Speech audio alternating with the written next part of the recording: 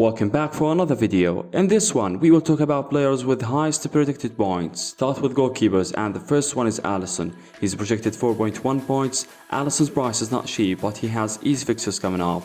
Alisson played all Liverpool's matches this season and he got only one clean sheet with 18 saves to get a total 18 points. I do recommend to spend the transfer on him, but if you wildcarding this week, you can take him as a long-term selection. Next to Bernd Leno, who is one of the best Premier League keepers from the end of the last season to the beginning of this season. He is expected to get 4 points when he plays an easy match at home against Luton Town. Until now, he started 4 times and made a high number of saves with total 22 saves. At this price range, you can't get better than Leno. Next to the keeper with most points in FPL, Vicario. Vicario expected to get 4 points, the same as Leno, but his price is 5.1 million. At the same time, his ownership percentage is really low. We are talking about 5.3%. When we take a look at his fixtures, we find that the next one is very easy home match, but after this, Tottenham has really hard fixtures. Vicario got 2 clean sheets with 16 saves to make a total 21 points. On to defenders, where we have Trippier as the defender with highest projected points. He projected 4.6 with really good fixtures coming up, but you need 6.5 million to handle this transfer, which is not easy to do at this point of time, because I think we have to spend more money on midfielders and forward line.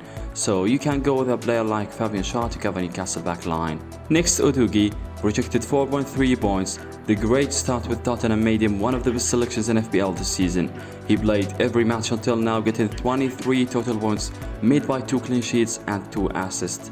He is the defender with most attacking responsibilities in Tottenham backline, but he has very hard fixtures in game week 6 and game week 7, so if you have him, no need to sell him, but if you want to buy him, I think you have to wait until game week 8 to target the easy fixtures. Next to Andy Robertson, who is predicted to get 4.2 points. Liverpool defense are overrated. They start every season with a high price. I don't know why Andy Robertson by 6.5 and Arnold 8 million. Anyway, Robertson has easy fixtures, so if you can manage the money, you can take him as a long-term selection. But be careful, Liverpool's defense is their weakness point. The last one in our list is Matty Cash. He projected 4 when he plays against Crystal Palace at home. He scored 2 goals in game week 3 because he has high attacking responsibilities and he got a clean sheet to get 21 total points.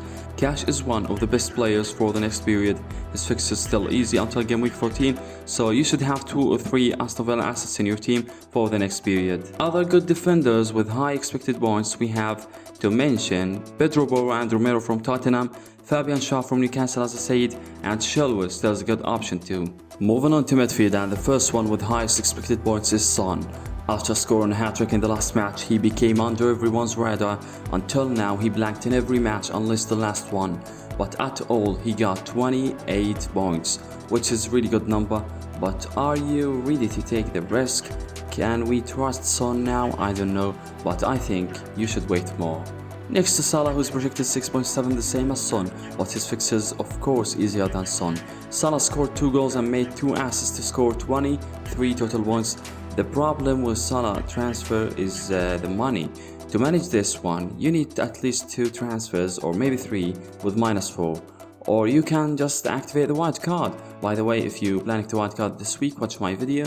So as I said, if you can get Salah, it would be a great long-term selection, maybe until January. Next we have Maddison, projected 6.1 points, the 4th Tottenham player on our list. After a fabulous start with Tottenham, he is definitely one of the best options. But as is the case with Son, his games are not that good. Maddison scored 2 goals and 2 assists to make it 29 total points, which is better than his start with Leicester City last season. The last player is Saka, expected to get 5.8 points. For the next 5 matches, they have easy matches against Everton and Bournemouth, and 2 matches with medium difficulty against Tottenham and Chelsea, and an extremely hard one against Man City at home. So as you saw, their fixture is not easy, but Saka is not a normal player. He definitely could score in any match, and with his high ownership percentage, if he didn't perform well, you won't be affected much. Other midfielders with high expected points for game week 5 are Odegaard against Everton, Rashford and Bruno home to Brighton, and Gibbs White against Burnley at home. Moving on to forwards, and the first one of course is Haaland. Haaland expected to get 6.5 points when he plays against West Ham. It's not that easy according to their current form, but for Haaland it doesn't matter who the opponent is. Haaland scored 6 goals and made an assist in his 4 appearances. I will not talk a lot about him, now it's not even optional to have him in your team. Nicholas Jackson expected to get 5.1 points next week.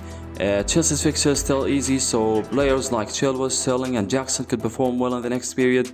Jackson scored just a goal from the beginning, so his numbers of course is so bad, but if you think that the coming period is a period of recovery for Chelsea, Jackson would be a good choice. Next we have Ollie Watkins projected 4.9. He hasn't done what is required yet. Until now he didn't score his first goal, but he made 3 assists, which is not acceptable. Total points is 17 points, of course very bad for his high price, but his fixtures are really easy as is the case for cash. I know that his numbers are not encouraging you to buy him, but I promise he will score goals. You see this 17 total points? He absolutely could get it in a single match. The last player is Alexander Isak with 4.2 predicted points. He scored just 2 goals until now in the first match against Aston Villa when they won 5-1. But after that, 3 blanks in 3 matches. In fact, I can't blame him because his matches were really difficult. Man City in game week 2, then Liverpool, then finally Brighton. But now, no excuses. You have good fixtures, you should score goals. Other good high projected forwards are Awoni from Nottingham, Jesus after he came back from injury, Raul Jimenez against Luton Town at home, and finally Alvarez, who I put in the wildcard video. I will put this video on the right side, or you can watch it from the first comment. If you have any question or recommendations, write it down in the comment section. Give this video a thumbs up. Thanks for watching. See you guys in the next video.